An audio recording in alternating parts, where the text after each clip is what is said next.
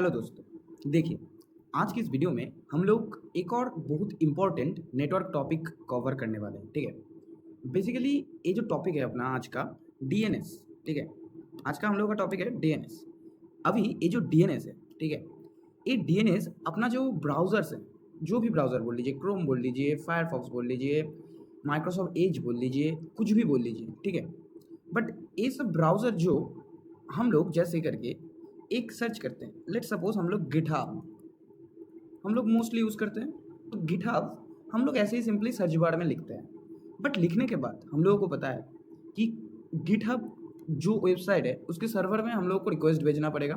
मतलब जो web server है गिटहब का, ठीक है, समझिए बात को, ओवरव्यू दे रहे हैं। ठीक है, गिटहब का जो वेब सर्वर है अपना, तो उसमें हम लोगों को रिक्वेस्ट भेजना है। देन हम लोगों को गिटहब का वेब सर्वर उसका जो इंडेक्स पेज या लॉगिन पेज कुछ भी हो अपने सामने भेजेगा। ठीक है, ऐसे करके ओवरऑल काम होता है। अब ब्राउज़र किस काम में आता है? ब्राउज़र काम में आता है कि ये जो भी वेबसाइट्स है जिसका एक www है, मतलब उसको वाइडली हम लोग एक्सेस कर सकते हैं। ठीक है, वर्ल्ड वाइड एक्सेस कर सकते हैं उसको। ठीक है, ऐसे तरह की जो वेबसाइट्स हैं वो हम लोग ब्राउज़र में, ठीक है, ब्राउज़र में ऐड करते हैं। अब ब्राउज़र के थ्रू वो एक्सेस किया जाता है। अब ब्राउज़र कैसा मैकेनिज्म यूज़ करता है कि एक सिंपल नाम जो गिटहब हम लोगों ने सर्च किया, उस नाम को उस वेब सर्वर के कॉरस्पॉन्डिंग आईपी एड्रेस में मैप करवाता है। मतलब बहुत टफ लगा सुनने में, पता है? सुनिए, हम लोग जब सर्च कर रहे हैं गिटहब या github.com, हम लोग ऐसे करके सर्च कर रहे हैं, तो ऐसा एक रिक्वेस्ट जा रहा है अपने ब्राउज़र के पास। अब ब्राउज़र एक डीएनएस मैकेनिज्म यूज़ करता है, तो सिर्फ ब्राउज़र के ऊपर डीएनएस डिपेंड नहीं करता है। ब्राउज़र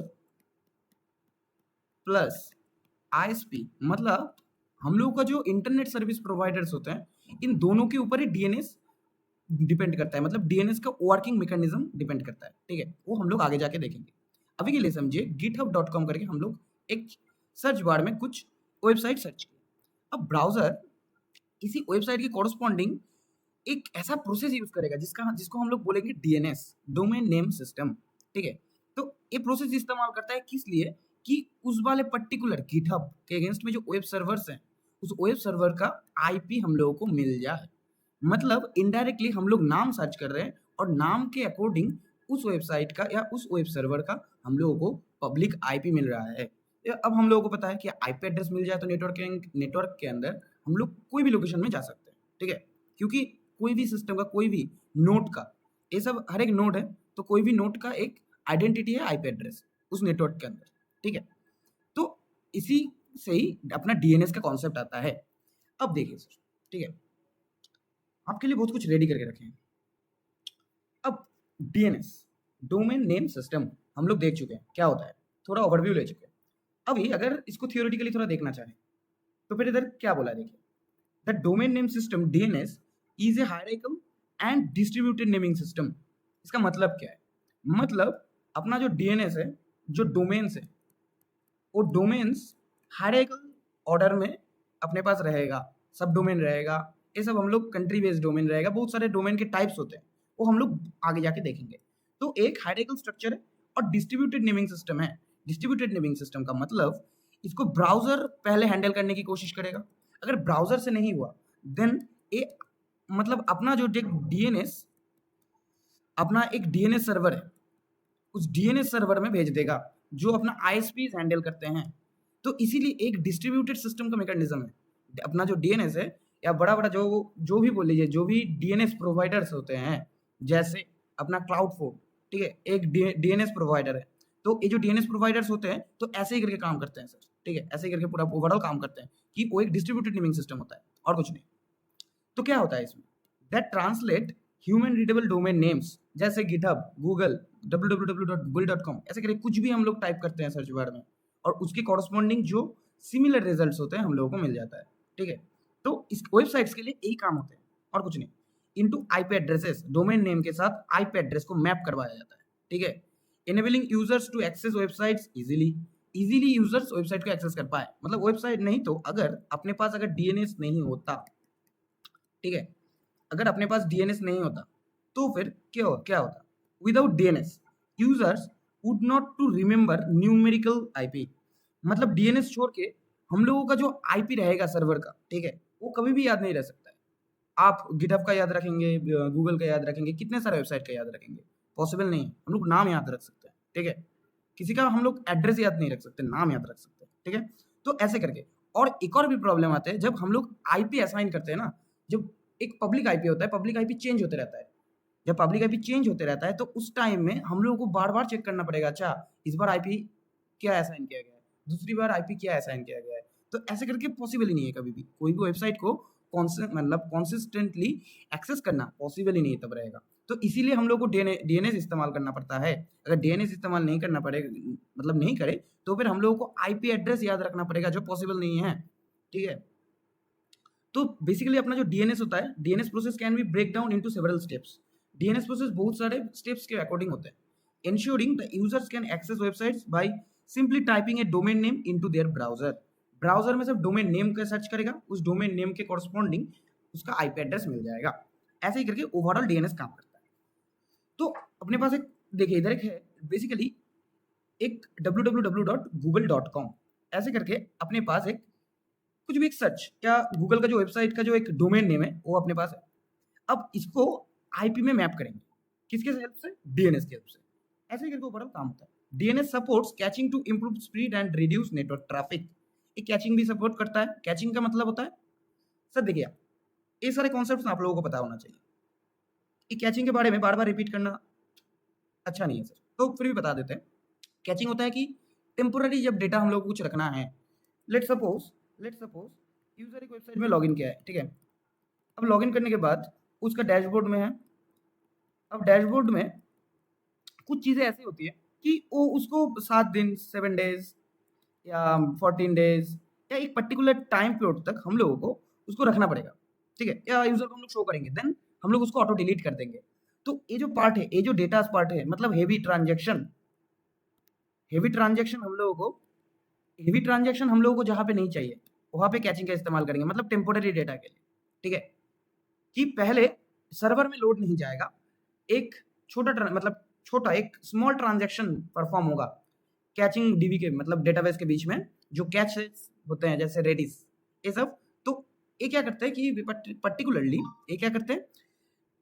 कोई भी डेटा को पर्टिकुलर टाइम पीरियड तक उसको स्टोर करके रखता है, ठीक है, उसको स्टोर करके रखता है, देन उसको ऑटो मतलब डिलीट कर देता है, उसको ड्रॉप किया जाता है जब उसके कुछ रूल्स होते हैं, जैसे नया डेटा आ गया, देन उसको ड्रॉप किया जाता है, एक पर्टिकुलर टाइम पीरियड होता है, ठीक है, वो टाइम पीरियड अगर पार हो जाए देन वो डिलीट होता है। ऐसे करके ओवरऑल काम होता है सर, ठीक है। तो देखिए हम लोग इतना जान चुके हैं, अभी हम लोग एक बात बोले हैं, इतना तक आते आते हम लोग एक बात बोले हैं कि अपना जो डीएनएस है, देखिए ये बात मोस्टली आपको कोई नहीं बताएगा, बट यही फंडा है। देखिए जो डीएनएस है अपना, ठीक है, वो पहले हम लोग लेट सपोज आपको पहले क्वेश्चन पूछते हैं, ठीक है। देखिए इतना टाइम तक हम लोगों ने बोल दिया कि अपने पास एक गूगल का सर्च बार है, लेट सपोज, ठीक है, अच्छे करके करते हैं सर्च बार, इधर हम लोग गिटहब करके हम लोग कुछ सर्च करें, github.com, हम लोग को इतना ही पता है, www लगाते नहीं है, शॉर्टकट ऐसे ही मारते हैं, ठीक है।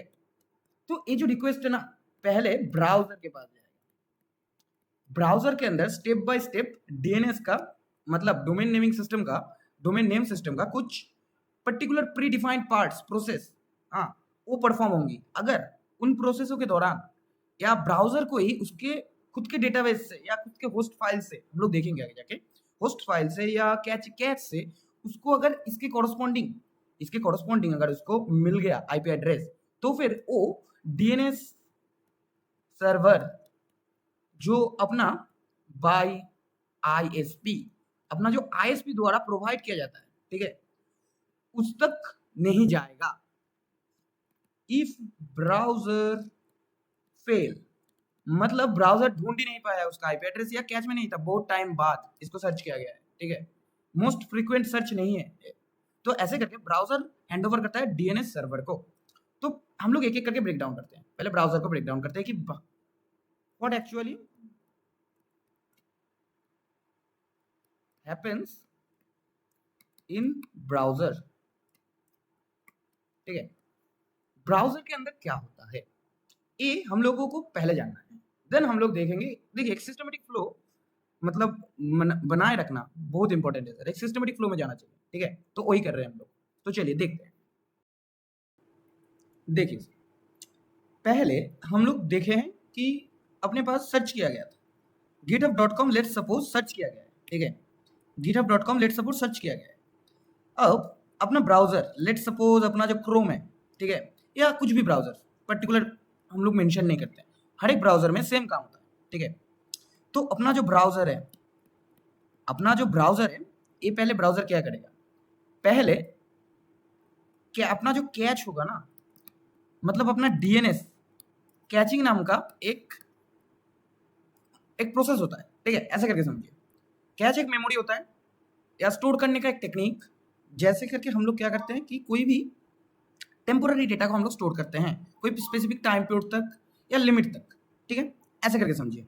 अभी अपना जो डीएनएस कैचिंग होता है ये कैसे होता है, it is a mechanism that store DNS records locally to avoid queries external DNS services या सर्वर्स। मतलब अपना जो एक्सटर्नल डीएनएस सर्वर है, ठीक है, जो आईएसपी द्वारा प्रोवाइड करते हैं, इसको रिक्वेस्ट भेजने से पहले, हाँ, ये पहले ब्राउजर अपने खुद के कैचिंग में चेक करता है कि मेरे पास इस कॉरस्पॉन्डिंग डोमेन नेम का आईपी पहले से है कि नहीं, ठीक है। बेसिकली क्या करता है ब्राउजर ना, जब हम लोग कुछ भी सर्च करते हैं तो अपना एक कैच टेबल रहता है, ठीक है, एक कैच टेबल मतलब एक डेटाबेस ही समझिए, एक टेबल डेटा समझिए, ठीक है। तो उसमें हम लोगों का लेट सपोज उसका लिमिट है, आप 100 नेम्स, डोमेन नेम्स इसमें स्टोर कर सकते हैं, 100 डोमेन नेम्स ऐसे करके स्टोर कर सकते हैं, ठीक है। उसे कॉरस्पॉन्डिंग डोमेन नेम रहेगा और अच्छा आईपी रहेगी, ठीक है, ऐसे करके। तो हम लोग गिटहब लिख दिए, सब कुछ लिख दिए, गिट गूगल, कुछ भी डेटा, मतलब कुछ भी वेबसाइट हो सकती है, इसे कॉरस्पॉन्डिंग आईपीज रहेंगे, ऐसे करके कॉरस्पॉन्डिंग आईपीज इधर रहेंगे। अगर ये वाला जो कैच टेबल है, ये जो कैच टेबल से अगर मिल जाए डेटा, ठीक है, तो डायरेक्टली अपना ब्राउजर रिटर्न कर देता है कि आप जो सर्च किए हैं उसका कॉरस्पॉन्डिंग आईपी एड्रेस ए होता है सर, ठीक है, ऐसे करके। अगर ऐसा नहीं होता, अच्छा उससे भी पहले एक इंपॉर्टेंट चीज बता देते हैं, एक और देखिए, डीएनएस कैचिंग आप लोग अगर जान चुके हैं तो फिर आप लोगों को टीटीएल के बारे में भी पता चलना चाहिए कि टाइम टू लीव। क्या सर, टीटीएल का मतलब है टाइम टू लीव। अब टाइम टू लीव क्या होता है, is the amount of time that A DNS record is cached before it expires। मतलब पर्टिकुलर एक टाइम पीरियड है, उस टाइम पीरियड तक वो कैच डेटा, ठीक है, ये जो टेबल्स का डेटा है वो डेटा डिलीट नहीं होंगे, बस एक्सपैंड नहीं होगा। उस टाइम पीरियड के बाद मतलब एक टीटीएल टाइम होता है, एक टीटीएल टाइम, वो जो पर्टिकुलर टीटीएल टाइम पीरियड है वो क्वांटा जब खत्म हो जाएगा, मतलब स्लाइसिंग होता है, टाइम स्लाइसिंग, तो वो जो टाइम क्वांटा जब खत्म हो जाएगा देन हम लोग उस डेटा को कैच टेबल से डिलीट कर देंगे। देन नया डेटा, जो भी नया सर्च डोमेन नेम्स होंगे, उसके कॉरस्पॉन्डिंग जो आईपी मैप हम लोगों के पास हो चुका होगा, हाँ, वो हम लोग उधर स्टोर करेंगे, ऐसे करके। जब टीटीएल एक्सपायर हो जाएगा, ठीक है, तब हम लोग कैच को भी डिलीट कर देंगे। यही ओवरऑल काम होता है सर। तो देखिए, कैचिंग हम लोग देख चुके हैं कैसे करके ओवरऑल अपना कैचिंग होता है। अभी डीएनएस कैचिंग के बाद एक और टॉपिक आता है सर। डीएनएस कैचिंग के बाद अभी अगर कैच में भी नहीं मिला, ठीक है, अपना वेब ब्राउजर में google.com या github.com हम लोग जब सर्च किए तो अपने कैच टेबल में भी हम लोगों को नहीं मिला उसका कॉरस्पॉन्डिंग आईपी एड्रेस। तो अब ब्राउजर क्या करेगा, ठीक है, अभी ब्राउजर बेसिकली इफ, अच्छा इधर लिखते हैं सर, ठीक है, इधर लिखते हैं इफ आईपी एड्रेस, ठीक है, नॉट फाउंड इन कैच, ठीक है, then browser check host files, ठीक है। देखिए, पहले होस्ट फाइल क्या होता है ये बता देते हैं, देन बताएंगे कि कैसे होता है, ठीक है। होस्ट फाइल क्या होता है, तो होस्ट फाइल एक स्पेशल तरह की फाइल है जो मैप करवाता है, एक सिस्टम फाइल है बेसिकली, हम इधर लिखते हैं, ठीक है, आपके लिए एक सिस्टम फाइल है सर, एक सिस्टम फाइल है that maps domain names, okay, domain names to IP addresses, domain name to IP addresses locally. मतलब अपने पास अगर लोकली कोई आईपी एड्रेस है, ठीक है, लोकली अपने पास एग्जिस्ट कर रहा है, तो अपना एक सिस्टम फाइल होता है जिसको हम लोग बोलते हैं होस्ट फाइल। और होस्ट फाइल में सर्च प्रोसेस होता है कि ये लोकली तो एग्जिस्ट नहीं करता इसका आईपी एड्रेस, चेक कर लेते हैं एक बार। अगर होस्ट फाइल, हम लोग होस्ट फाइल में चेक करते हैं, अब कैच से होस्ट फाइल में हैंड ओवर हुआ, तो होस्ट फाइल वही हैंडल करता है कि अपना जो आईपी एड्रेस, अपना जो एक सिस्टम फाइल होता है जो मैप करवाता है डोमेन नेम को, ठीक है, लोकली जो आईपी एड्रेसेस होते हैं उसके साथ मैच कर रहा है कि नहीं, ये सब चेक करने के लिए, ठीक है। अब होस्ट फाइल अगर फेल हो गया, ठीक है, अगर एट लास्ट, ठीक है, if still not found, query in DNS resolver, जिसको हम लोग अभी इतने टाइम तक एक्सटर्नल डीएनएस सर्वर बोल रहे थे। मतलब होस्ट फाइल के में सर्च होने के बाद ब्राउजर हाथ उठा देता है कि हमसे नहीं होगा, तब वो क्या करता है कि वो एक जो आईएसपी के कॉरस्पॉन्डिंग वो डीएनएस है या वो डोमेन नेम है, उस रिसॉल्वर को पर्टिकुलरली एक रिक्वेस्ट करता है, ठीक है। तो ऐसे करके ही अपना जो एक्सटर्नल डीएनएस सर्वर या डीएनएस रिसॉल्वर जो मल्टीपल प्रोसेसेस को कंबाइन करके आफ्टर ऑल ढूंढ ही देता है उस नाम के कॉरस्पॉन्डिंग आईपी एड्रेस को, ठीक है। और एक किस मतलब एक कहाँ से प्रोवाइड होता है, आईएसपी से प्रोवाइड होता है, ठीक है। तो डीएनएस रिसॉल्वर में अब कौन से स्टेप्स आते हैं ये हम लोग अभी देखेंगे। चलिए देखिए सर, हम लोग पहले से ही एक डायग्राम बना के रखे हैं जिससे आप लोगों को थोड़ा क्लैरिटी मिल जाए पहले से, ठीक है। हम लोगों के पास जो डीएनएस रिसॉल्वर होता है, ठीक है, जो आईएसपी द्वारा प्रोवाइड किया जाता है, ठीक है। अभी जो सिर्फ आईएसपी नहीं, ठीक है, इंटरनेट सर्विस प्रोवाइडर नहीं, जो भी अपना जो डीएनएस प्रोवाइडर है उसके द्वारा डीएनएस रिसॉल्वर प्रोवाइड किया जाता है कि एक्सटर्नल डीएनएस सर्वर एक होता है जो होता है डीएनएस रिसॉल्वर। किस लिए होता है हम लोग जान चुके, ठीक है, जब ब्राउजर को नहीं हो पा रहा ब्राउजर से तब। अब देखिए एक होता है रूट सर्वर, मतलब अपना जो डीएनएस रिसॉल्वर है उसके पास पहले एक लुकअप, एक डीएनएस लुकअप का रिक्वेस्ट है। लुकअप का मतलब कि एक होल प्रोसेस डीएनएस मतलब एक पर्टिकुलर डोमेन नेम से आईपी एड्रेस में मैप होके रिस्पॉन्स आने तक का जो टाइम पीरियड उसको लुकअप बोल दे हम लोग, ठीक है। तो डीएनएस एक लुकअप हो गया डीएनएस रिसॉल्वर के पास कि आप इसका जो नेम है, ये जो नेम है इसका कॉरस्पॉन्डिंग आईपी एड्रेस ढूंढ के दे दी। तो रूट सर्वर एक टॉप लेवल प्री प्रोसेस है या एक सर्वर है अपने डीएनएस रिसॉल्वर के अंदर, ठीक है। वो डीएनएस रिसॉल्वर पहले क्या करता है कि ये जो अपना जो रिक्वेस्ट होगा, लेट सपोज github.com, इसको इस रिक्वेस्ट को रूट सर्वर के पास भेजता है। अब रूट सर्वर का काम क्या होता है, बेसिकली रूट सर्वर को पर्टिकुलरली नहीं पता होता है, ठीक है। देखिए इधर लिखते हैं the DNS resolver sends the request to the root DNS server. इतना तक हम लोगों को पता चल गया, ठीक है। अभी ये जब चला जाएगा देन अपना जो रूट सर्वर होगा उसको पता नहीं है, root server never know the IP address of this domain name, okay. इस पर्टिकुलर डोमेन नेम का जो आईपी एड्रेस है वो रूट सर्वर को पता नहीं है। अब रूट सर्वर को ए पता है, रूट सर्वर ए डिसाइड करता है। बेसिकली अपना जो डीएनएस रिसॉल्वर होगा ना वो रूट सर्वर से ये चीज पूछेगा, देखिए हु हैंडल्स .com, मतलब रूट सर्वर को हम लोग डीएनएस रिसॉल्वर रूट सर्वर से पूछेगा कि कौन हैंडल कर रहा है .com को, ठीक है।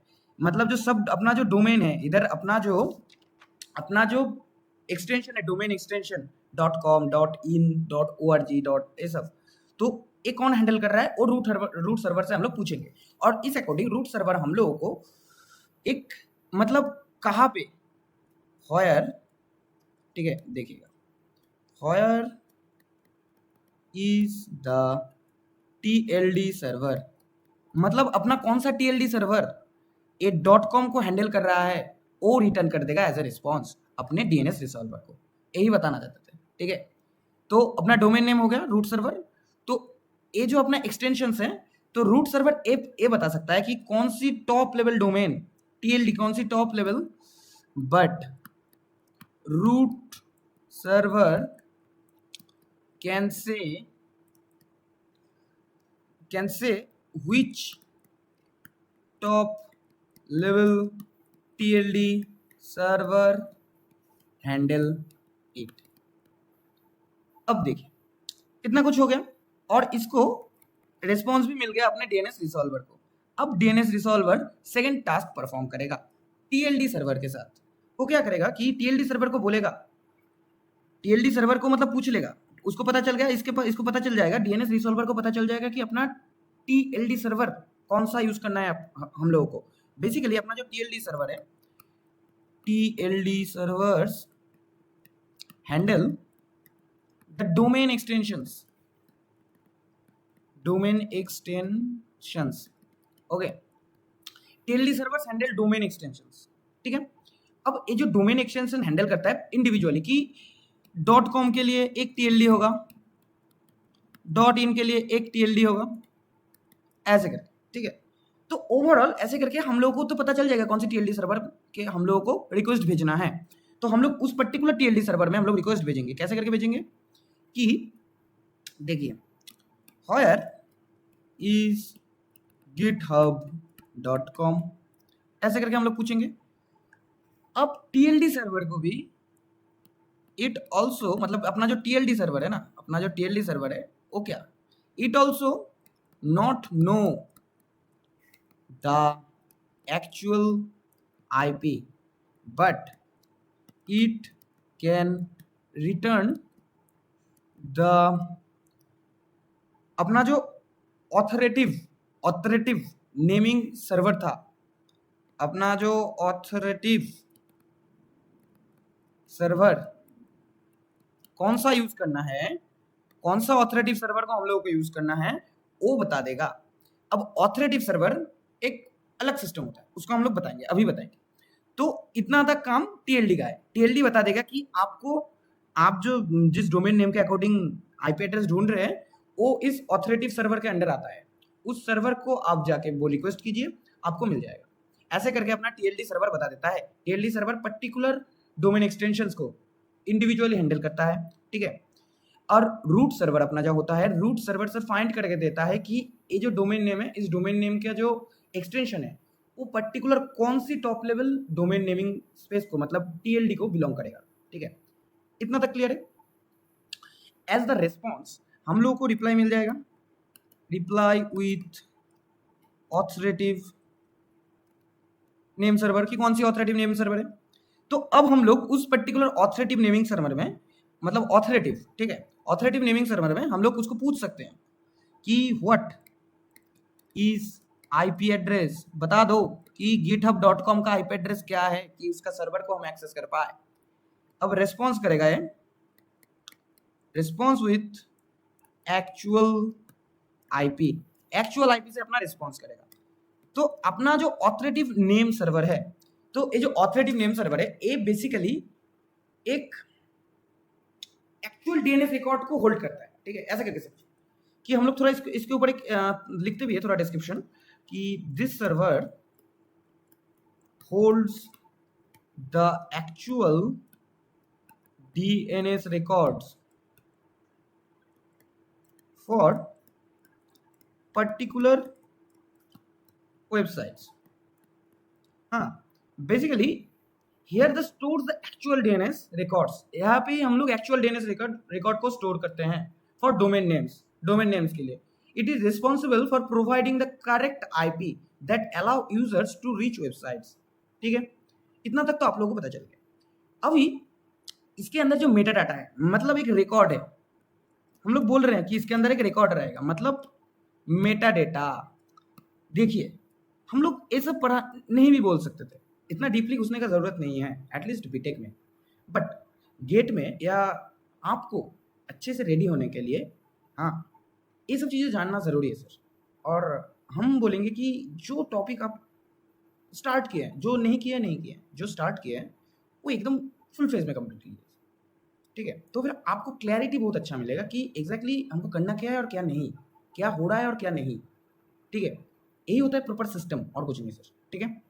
तो अपना जो रिकॉर्ड और मेटा डाटा है ऑफ एन वेबसाइट, लिख भी देते हैं, ठीक है, ऑफ एन वेबसाइट, एक वेबसाइट का जो मेटा डाटा है वो कैसे सेट होता है, ठीक है। अपना जो डोमेन ओनर होगा तो वो तो एक एक्सटेंशन खरीदेगा, वो जो डोमेन ओनर होगा वही ये मेटा डाटा को अपडेट्स या क्रिएट कर पाएगा, ठीक है। मतलब अपना जो ऑथोरेटिव सर्वर होते हैं उसको हैंडल अपना डोमेन ओनर करते हैं, वेबसाइट्स का जो डोमेन ओनर होते हैं वो उसको हैंडल करता है, कैसे करके वो एक्सेसिबल होगा। मतलब हम लोग जो भी गूगल में रैंकिंग वाला पार्ट होता है ना, वो इसमें थोड़ा बहुत आ जाता है, ठीक है। और जो अपना जो डीएनएस प्रोवाइडर्स होते हैं, जैसे करके देखिए डीएनएस प्रोवाइडर्स, ठीक है, लाइक क्लाउडफ्लोट, गूगल क्लाउड डीएनएस, ये सब AWS, रूट 53 और भी है। तो GoDaddy, एक और फेमस है, ये लिख देते हैं GoDaddy, ठीक है। तो ये सब डीएनएस प्रोवाइडर्स हैं, ये सब DNS providers stores the records, मतलब ये जो मेटा डाटा है इन सबको स्टोर्स और रिकॉर्ड्स इनसाइड डीबीज और फ्लैट फाइल्स।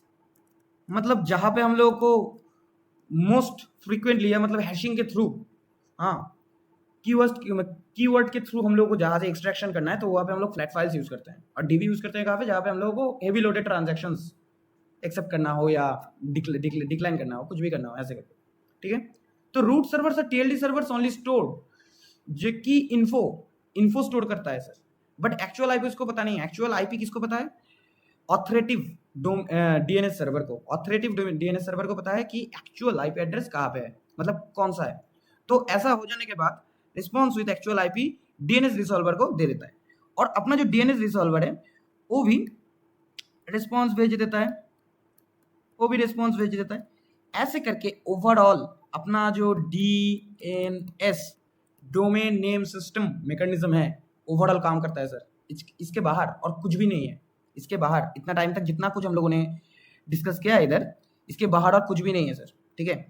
तो ठीक है, इसके बाद दो और छोटे छोटे टॉपिक्स हैं, जैसे एक है डीएनएस का जो हायरार्की रहता है वो वाला पार्ट है, और एक और चीज़ हम लोगों को थोड़ा बहुत देखना है कि कैसे करके हम लोगों को एक रिवर्स क्वेरी वाला भी पार्ट होता है, ठीक है। रिवर्स इनवर्स डीएनएस लुकअप्स क्या होते हैं, ये सब हम लोगों को थोड़ा बहुत जानना है।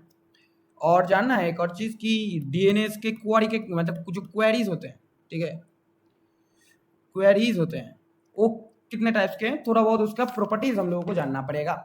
यही सब हम लोग देखेंगे और कुछ बाकी नहीं है सर, ठीक है। ये तीनों टॉपिक हम लोग नेक्स्ट वीडियो में कवर करेंगे सर। तो ठीक है, थैंक यू, मिलते हैं नेक्स्ट वीडियो।